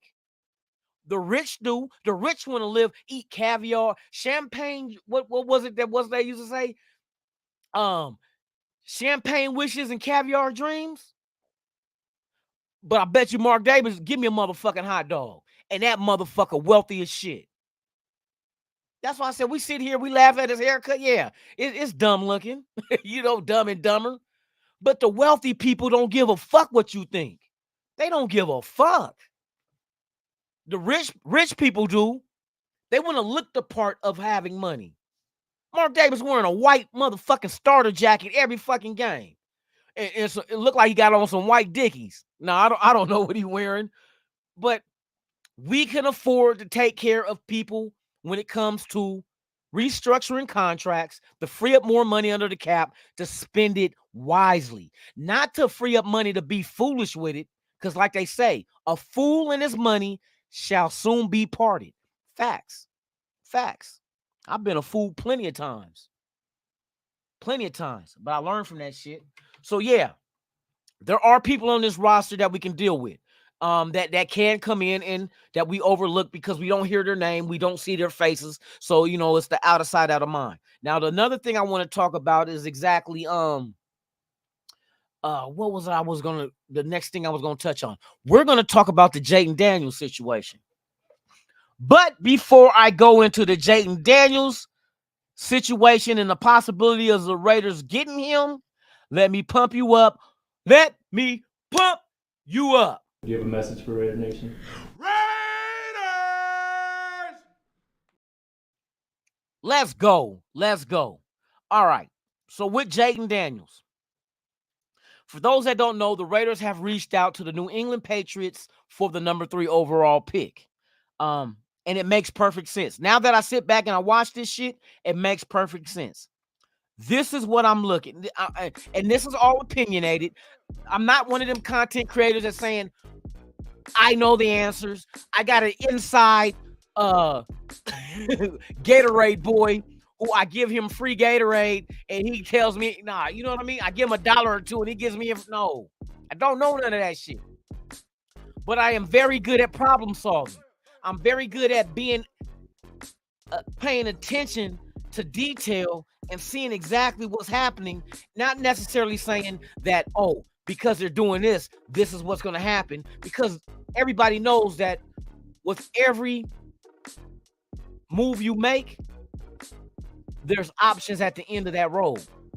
So just because you're going down this road here doesn't mean it's going to continue to go down. It might veer off to the left. It might go to the right. It might do a U-turn and come back. It all depends on your decision. Now, this is what I'm looking at. And I'm gonna give you all the information that everybody is privy to about what's going on.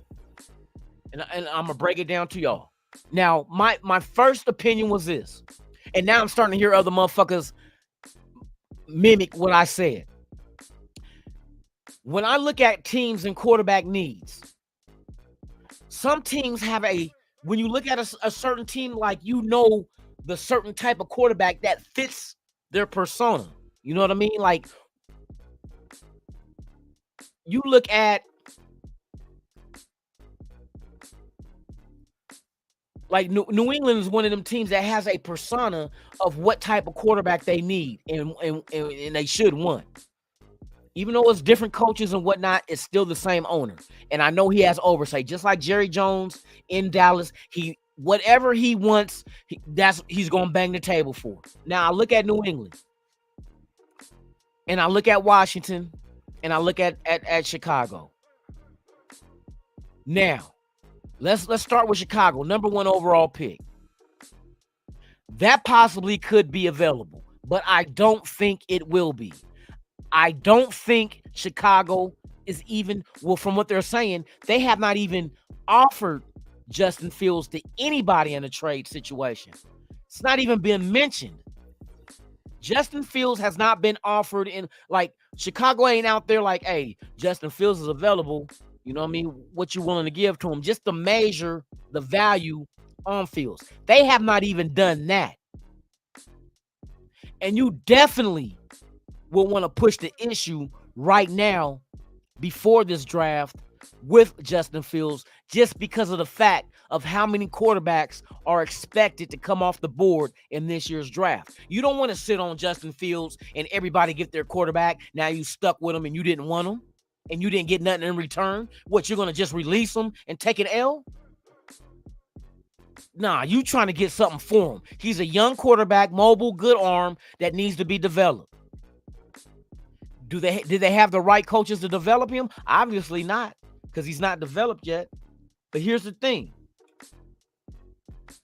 Chicago was the only team with the whole contingent of the head coach, scouts, GM to go to Bo Nix's workout. Now, I know there's a lot of people out there hating on Bo Nix. I don't know why. Oh, his footwork. Every quarterback's footwork is going to be worked with. I mean, you know what I mean? Somebody's quarterback coach is going to say, I got a way to make you better. Come on, bro. We're talking some shit that's like you're not going to do for his footwork, and it's like he is not going to be worked with when he gets to the NFL. Come on, bro. That's why there's quarterback coaches that only deal with quarterbacks.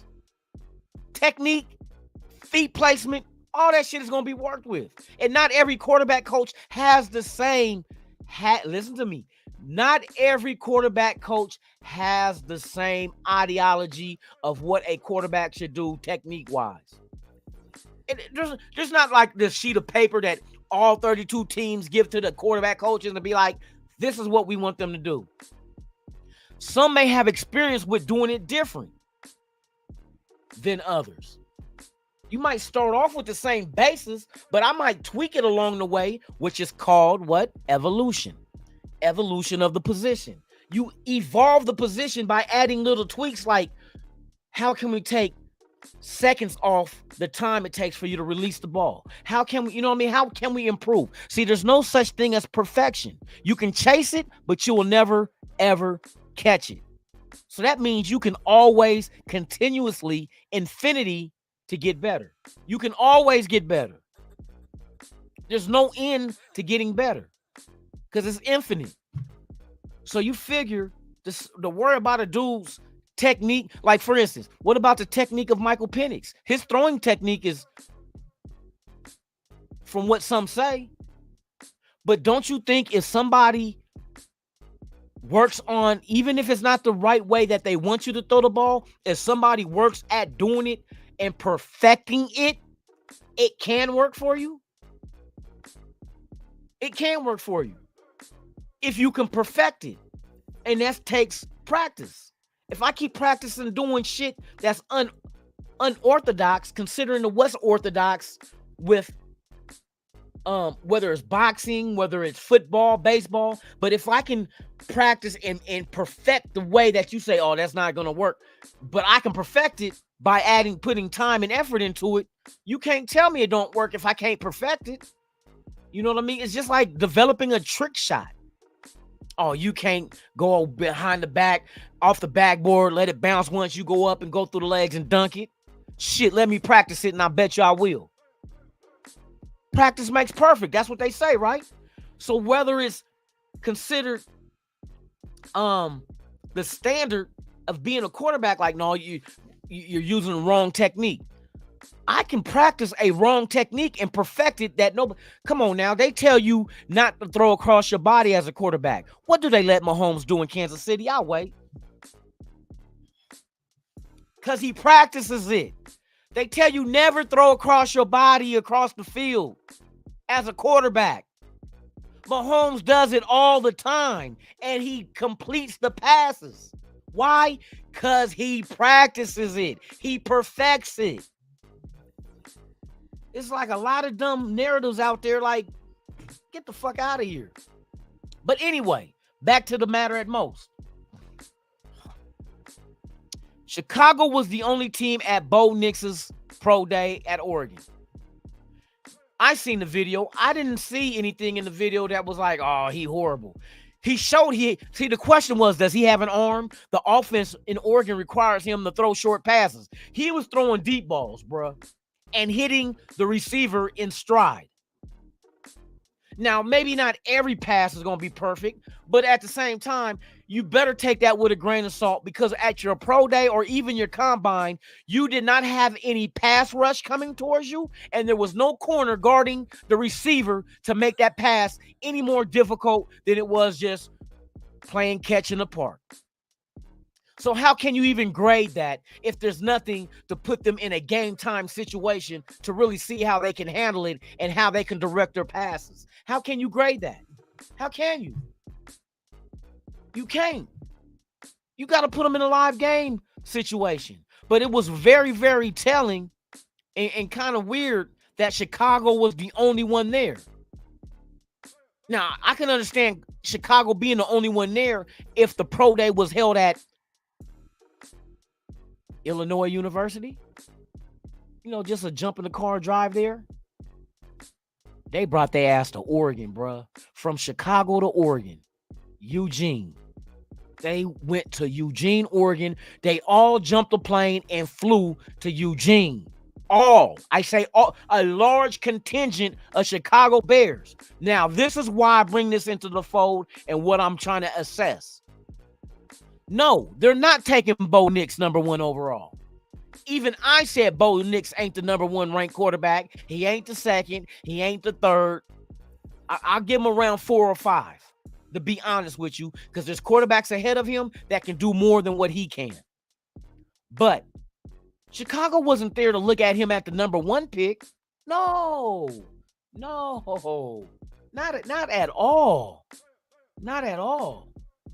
Let me break it down to you. Chicago was there to assess Bo Nix for the number 9 pick. Number 9 pick. What can help a quarterback out? What can make a quarterback look good? His receivers, right? So with the number 1 overall pick, why not get Marvin Harrison Jr.? You get to the 9 pick, you get Bo Nix, because by the 9 pick, Bo Nix probably be the only one out of that top 5 that's available. Because we know sitting there, right there at number 12 is the Denver Broncos, who most likely is probably going to take a Bo Nix. From the rumors, if you want to agree with the rumors. But I think Bo, like I said, you could look at a quarterback and tell what team he belongs to. Bo Nix is, to me, is a Denver type of quarterback. Especially with Sean Payton there. He's a Sean Payton, Denver Bronco type quarterback. It just makes sense. Just like we go back up to the top of the draft at number 3 with New England that the Raiders came in contact with. Now, the rumor is that New England wants 3 first-round picks for the number 3 overall pick. Now, notice how the pieces are falling into place for Jaden to end up in the silver and black. I personally think even if New England does not trade the 3rd pick, they would not take Jaden Daniels. I don't think they would. Jaden Daniels is not a New England quarterback. He's not Massachusetts, bruh. He's not a New England quarterback. You know who's a New England quarterback? There's 2 people I see, but one better than the other. But the other, as far as his quarterback ability, is a New England type quarterback. But the other one, as far as the whole package, as far as let me say it like this as far as his presentation, his let me see. I'm gonna say this right, bro. I don't want to say this fucked up. His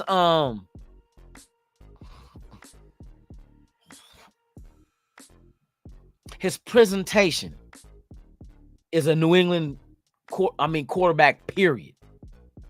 Here's the 2 quarterbacks that I think New England will pick over Jaden Daniels.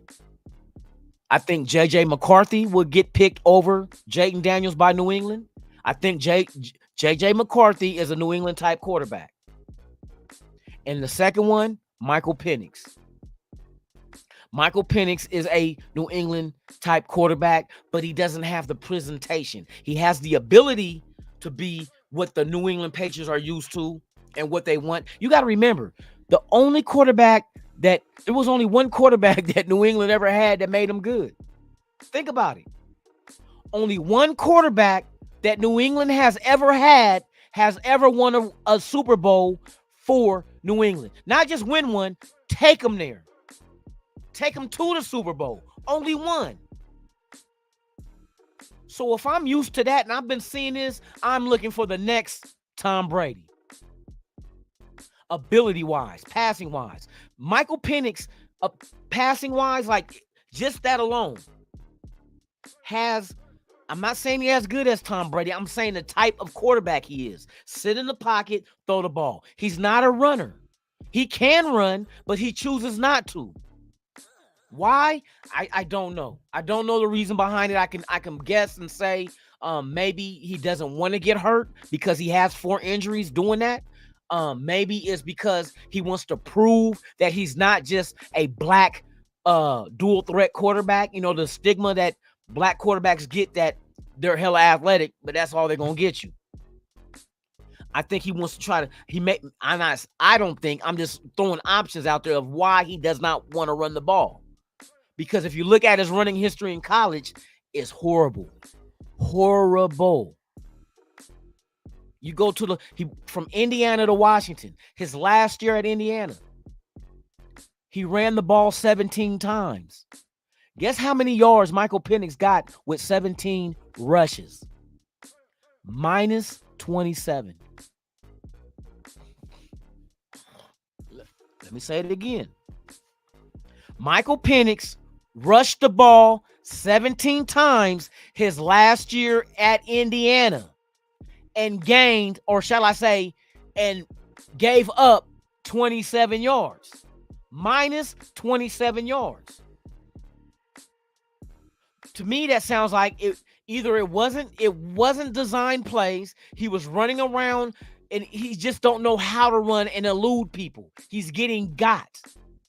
17 rushes, you should not have minus 27 yards.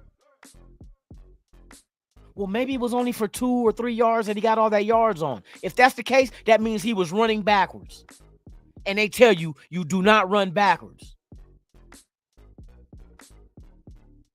So that was that in Indiana. Is that maybe that was just a 1-year deal? Maybe Indiana wasn't the best place for him. He needed a new scenery to be, get better. And so leave that 17 rushes and minus 27 yards behind. Let's go to Washington. He spent 2 years at Washington. 4 years at Indiana, 2 years at Washington, 6-year college football quarterback. This past season with Washington, it doesn't get better. 35 rushes at quarterback. 35 times he tucked the ball and ran. Guess how many yards he ran for on 35 carries? 8 yards. That's right. 35 carries at quarterback. 8 yards total in 35 carries. But you want this quarterback.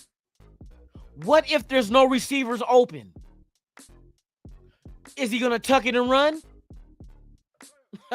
From what I'm seeing in college, nope. He's going to sit there in that pocket because he's going to refuse to tuck it and run and hope a receiver gets open. You're in the NFL now, bruh. You're going to be facing the best of the best. Best of the best. Oh, yeah, you throw pretty balls down the sideline, but what happened when the sideline is shut down? Your percentage went down. Completion percentages went down in the middle of the field compared to the sideline throws. Simple. And that makes sense because your sideline throws, you got help with the sideline. Either your receiver's going to catch it or it's going out of bounds. You throw it in the middle of that field, it could get popped up. You can overthrow and get intercepted. There's no sideline to contain. You know what I mean? And make sure that if the ball does not get to him, it will go out and you're good. Incomplete pass. That's why I said everybody was on that Michael Penix. Y'all better look more than just him shredding motherfuckers with that arm. Why his legs don't work? You feel me? Why his legs don't work? And they don't, and it's not like they don't work because he ran the 40, but why you don't use them? Stop being stubborn and be like, I don't want to be typecast as a black quarterback that can only run. Nigga, if that's an asset, you better use that shit. If nothing is there and nobody's open, run the ball. I'd rather you get 1 yard rushing than no yards throwing it into the dirt, or better yet, turnover on downs because you threw an interception. More can go wrong than go right with you not running the ball. That's your tendencies is what scares me. I don't want Michael Penix as a Raider. I don't. We're not going for the non-mobile quarterbacks. Like I said, everybody likes AOC, fine and dandy. He's not mobile, and AP and Telesco did not draft him. And what's the old saying? That's not their guy. Now, of course, he's being politically correct, and it is a competition. It is. But if I say, Michael Jordan, I want you to compete with Muggsy Bogues for the guard spot, and best man gets it all. It's a competition, but I know for a fact who the fuck is about to win that shit. Why? Because motherfucking Jordan can jump out the fucking gym and Muggsy Bogues can't even touch the net. Come on, bruh. I mean, am I the only one that see this shit? Now, maybe Aiden O'Connell could come out there and throw. Yeah, I'm pretty sure he can. But he lacks the lower extremities to get him out of possible sacks, strip fumbles, all that shit. And he can extend plays. That's not motherfucking Aiden O'Connell. He can't do that shit. He's Michael Penix. Aiden O'Connell was Michael Penix. Well, I can't say it like that. Because Michael Penix don't run because he don't want to run. And I think Aiden O'Connell don't run because he can't. 4.96 40 is Aiden O'Connell's 40 time at the combine. 4.96. Do you know how fast the defensive ends were? Watch this. Let me give you an idea of the motherfuckers he's going to try to outrun and he ain't going to be able to. That's why I said the game done changed. What was the fastest defensive end time in the 40 at the NFL Combine this year?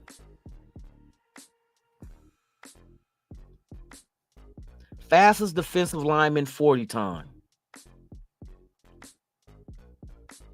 Let's see here. Where's the numbers at? You got defensive lineman. Let me see. Hold on. What they say.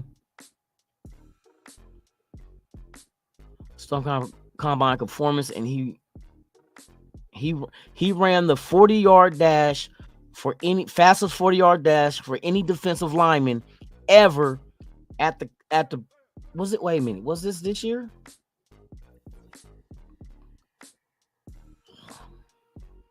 Hold on, let me get another. Who ran the fastest 40 time for defensive tackles? The fastest defensive tackle ran a 4.78. Let me break it down. The fastest defensive tackle, Brandon Fisk, ran the fastest 40-yard dash time of any of the defensive ends or defensive tackles at the NFL Combine, crushing the time of 4.78 at the Combine. Aiden O'Connell runs a 4.96. You got a 300-pound defensive end or defensive tackle, 4.78, and O'Connell is a 4.96. He's getting caught. He's going to try to run, and he's getting caught. And the defensive ends are faster. That's a defensive tackle that run a 4.78. That's why I said, if you want our team to succeed, you better make sure if ain't nothing out there for the quarterback to throw to, please take off and run. Get us positive gains. I'll take a yard over no yards or an interception. You don't have to be Michael Vick. That's why I said, bro, and I say the same thing about Rattler. Rattler was a 4.95. Come on, man. We looking at quarterbacks that's running a 5-second 40, and we got defensive ends and tackles that sub 5. And you think he's going to get away from pressure? And you're going to wonder why we 3rd and 19. We're going to start off at 1st and 10. Then it's going to be 2nd and 15. And then 3rd and 19, 3rd and 20. Because he can't get away from the pressure. The same pressure. And you can't say, oh, well, he can throw it before the end. Not if them receivers ain't open. If they not open and he rushes and throw the ball, guess what happened? Pick 6. It's no different than our defense. We want our defense to press Mahomes so he don't have time to throw the ball. Look who's in our division. Chris Jones is back with Kansas City, remember? Khalil Mack is not leaving San Diego or the Chargers. And we got to play them twice every year. I'm not knocking Aiden O'Connell, but I'm knocking the fact that he does not have the full frame of what we want. Getz and AP said when they asked him, what type of quarterback do you want? I want a quarterback, and this is quotes, verbatim. I want a quarterback that can do it all, that can throw from the pocket and use his legs to extend plays. Facts. They said that shit. Let's look at the quarterbacks we got. Gardner Minshew, not the greatest quarterback, but he's mobile. He uses his legs to extend plays. A guy that we grabbed from Baltimore. Anthony Brown, former quarterback of Oregon, mobile quarterback, can throw and can use his legs. Aiden O'Connell's the only one, but those are 2 quarterbacks that they chose. That's the thing. That's who it was, because Ziegler is gone, so they used Champ Kelly, grabbed Anthony Brown with a futures contract. He's probably just going to be a practice squad dude, but you're practicing against a mobile quarterback. Your offense is practicing with a mobile quarterback. The 3rd string, 4th string, whatever the camp is going to consist of before we cut to 53 are working with these quarterbacks. And what you will want to do is have your offense work with a quarterback that eventually, once we cut down the roster, they're going to be working with a quarterback with the same fucking ability. So I know how to block for him. I know how to call protection out for him because he's mobile. Your playbook is opened up when you have a quarterback that can do it all. That's why Getsy said he wants a quarterback that can do it all. There's all these plays I can call. But if you're one-dimensional and you can only throw and not run, or you can run and not throw, then half that fucking playbook is dead. Well, we can't run no options. Can't do no RPOs. And then if you got a mobile quarterback that can't throw, well, can't sit him in the pocket. He throws better when he rolls out.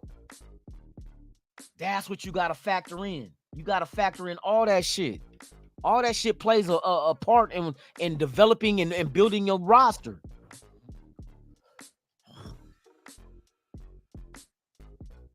He said they talk about LA gears. You had the Michael Jackson LA gears. You remember with the spikes on them? Raider Romeo. You remember the LA gears, the Michael Jackson ones? They had the spike. Hey, but I start seeing shoes like now with spikes on them. I'm like, hey, Michael Jackson shit was ahead of his time. SoCal South, salute. All right, y'all. I had fun. We covered all. Oh, let me finish this quarterback shit. So here's my whole scenario. I think the Raiders are talking to New England. New England is willing to trade back. I think from what I seen when New England missed out on the wide receiver trade, they really want a wide receiver. And Calvin Ridley going away from going to Carolina away from fucking and New England not getting them still leaves a void. That lets us know that New England was really in play for a motherfucking wide receiver. They know in this draft that if Chicago takes Harrison Jr., you don't have to sit at 3. So there's a lot of shit New England got to do to build this team up. They need draft picks. They need, you know what I mean? Fuck a quarterback right now. You can get a quarterback later if that's the case, but you better add some shit that, like, I think there's more positions that's more constant of being successful than the quarterback position. Like, 9 times out of 10, I can draft a wide receiver and he'll be better than his equivalent at quarterback. You feel me? So I think New England sees that. Say the Raiders do move up with New England, we give them 3 first-round picks. This year, we'll swap the 13 and the 3. And then next year, we give them the first. The year after that, we give them the first. Might throw in the second. Who knows? I don't know what the deal is, but I heard 3 first-round picks. That will allow them to drop back to 13, gain 2 other first-round picks for the next 2 years. At 13, you grab a wide receiver. You will still be able to grab a quality wide receiver.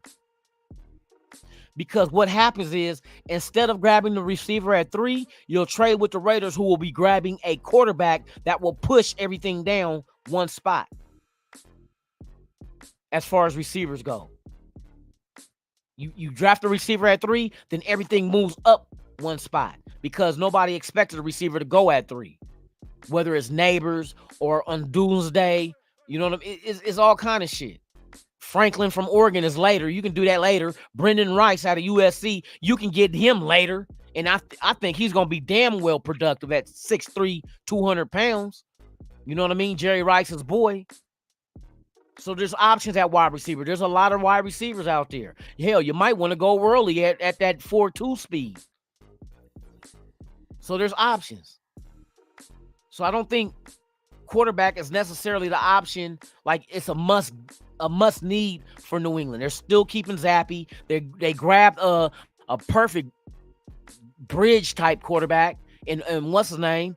What's his name? The black dude. Quarterback New England signed. Anyway, I don't think, not when you're rebuilding, bro. It's not, and you got a whole new front office with coaches and shit. Hey, nah. Don't seem right. I think the Raiders end up moving to 3. I don't think Washington is a Jalen Daniels type team. They could be, but I think teams got Drake May over Jaden Daniels. That's why I said it all depends on what your draft board is. I think Caleb Williams, some teams, not all teams, is going to be a different order, but a lot of teams is probably looking at that Caleb Williams, Drake May, Jaden Daniels, and right after Jaden Daniels, the way J.J. McCarthy is moving up, J.J. McCarthy. The thing that's making J.J. McCarthy move up, he can throw the ball. He's gifted. He's mobile too, but he gained those 17 pounds. A lot of people were worried at him at 202 pounds at 6'3". You talk about being thin. You talk about Jaden Daniels at 210. Nobody said shit about McCarthy at 202. But he added weight going into the combine, and he was at 219. 6'3", 219 is cool. That what made his stock go up to me. You know what I mean? So I think J.J. McCarthy would be a New England type quarterback if they stay there at 3. So even if we don't trade with New England to get to 3 to get Jaden, I think that's why I said Jaden possibly can go to 4 and be there at 5. Because 4 and 5 don't need a quarterback. At the teams that's picking at those places right now with Arizona, and then you have the Chargers at 5. And I heard that the Raiders did reach out to 5, 6, and 7 to try to move out too. So they're trying to cover all aspects. You know what I mean? You can't make the move now. People say, oh, you need to trade now. Nah, you don't trade now. If you trade now, other teams that might want the same shit is going to fucking leapfrog you if there's picks above you that's available. You wait till the last minute. You wait to see how the board falls. You know what I mean? Now, if you go get the number 1 overall pick, then that's a different story. Get that shit now, because can't nobody jump you.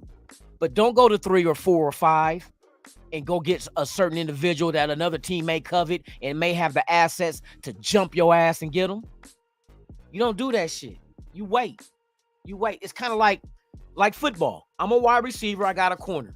I'm going down the sideline. Quarterback throw the ball. I'm watching it. Quarterback is watching, or the corner is watching the receiver. But I don't put my arms out to catch the ball until the last second, because I don't want him reacting to what I'm doing. I'm not running like this, because now he's going to know where to place his hand, so when the ball comes, he can make it an incomplete pass. But if I keep running and see the ball coming and then catch it at the last second, he won't have enough time to react to defend that pass. Just like that. The draft is just like that. I'm not reaching my hand out too early to catch the ball for you to see what I'm doing to know how to defend it. I'm going to wait till the last minute when that ball is like a foot away, and then I'm catching it at the last minute. Go watch Randy Moss. Randy Moss was beautiful at doing that shit. You never knew if you was a corner guarding him and you watching him because you don't want to look back and lose him. You watching how he react, his eyes, his hands, and he just running. He looking back, but he running, and you don't know when the ball's getting there until the last minute when bam, then he snatches it. Too late. That's what you got to do in the draft. So with that being said, man, you guys enjoy your Thursday, man. Salute to y'all. I might pop up somewhere tonight. I don't know if somebody want me on their podcast, or if I might do one on my own. Who knows? Some more news might pop in where I'm going live with it. So stay tuned, man. Like I said, please subscribe to the channel. Once we hit 2,000, we are doing a custom jersey giveaway to 2 lucky subscribers. So please subscribe to the channel, smash that like button, leave a comment and share the video as well, and hit that notification bell so you can be notified of all the content I release, even breaking news, man. I appreciate y'all. Like I say, One Nation is what we are, man. One Nation. I love the Wilkins signing.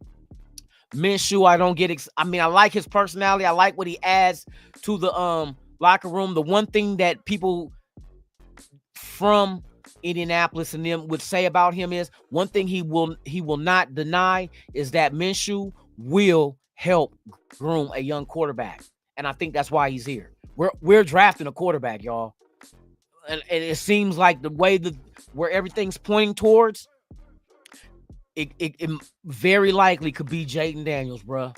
Very likely it can be that if we can finish what we started by our big splash being Jaden Daniels on the offensive side of the ball, like Wilkins was on our defensive side of the ball, we are on our way, y'all. Hey, so with that being said, man, enjoy your Thursday. Be safe. Make it back home to your loved ones, man. I will be back probably tonight, maybe. Like I said, if not on my channel, on somebody else's, we'll see whoever invites me. I'm not working tonight. Usually I'll be putting in that OT, but not tonight. So, and we'll see whatever breaking news the Raiders drop, man. We're going to be there for it, man, for real. So I'm Lunatik Raider. This is Raiders Allegiance, man. This has been the Raiders live press conference with your boy Lunatik, man. Hey, matter of fact, before we get up out of here, we got to do this shit right, y'all. We're going to do it twice. We're going to do Raiders twice. Y'all ready? We're going to do the new edition and the OG. Let's go. Message for Raider Nation.